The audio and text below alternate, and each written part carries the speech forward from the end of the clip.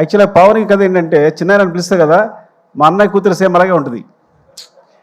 So నేను ఈజీగా select చేసుకోగలిగాను అందుకే నిన్ను. సో పొద్దున కూడా చెప్పాను తనకే, ఈ సినిమాలో పవన్ని సెలెక్ట్ చేయడం కోసం, కావేరి క్యారెక్టర్ సెలెక్ట్ చేయడం కోసం నీ గురించి అన్నానని మా అన్న కూతురు తనే చెప్పాను. అండ్ గొప్ప విషయం ఏంటంటే తను జాకెట్ లాగినప్పుడు యాక్చువల్గా అది మీకు సినిమాలో అంత లేదు, కానీ సెట్లో కొంచెం ఇబ్బందిగానే ఉంది. తను ఏమాత్రం ఇబ్బంది పడకుండా, నేను ప్రతి షాట్ తర్వాత సారీ చెప్పేవాడు, కానీ నాకు అనిపిస్తేనంటే సినిమా కోసం ఏ యాక్షన్కి వెళ్ళారైనా నాకు నచ్చుతారు, ఏ యాక్షన్కైనా. అంటే ఒకసారి ఆర్యాటూలో ఒక షాక్, ఆర్యాటూలో కాజల్ని అడిగాను నేను లిఫ్ట్లో ముద్దు పెట్టుకోవాలి ఓకేనంటే, సో తను హెస్టేట్ చేయకుండా ఒకసారి వెళ్ళి ఓకే సార్ సీన్కి హెల్ప్ అవుతుంది కదా అంది. అంటే సీన్ పాడవకూడదు నన్ను ఒకటి ఊహించుకున్న డైరెక్టర్ అనే ఉద్దేశంతో.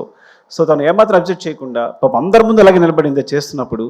సో నీలాంటి క్యారెక్టర్ సినిమా కోసం ఏ ఎక్స్టెన్షన్కి వెళ్ళే వాళ్ళకి నాకు చాలా ఇష్టం. ఇట్స్ వెరీ గుడ్ యాక్చువల్లీ, నువ్వు ప్రిఫర్డ్ సరిపోయావు.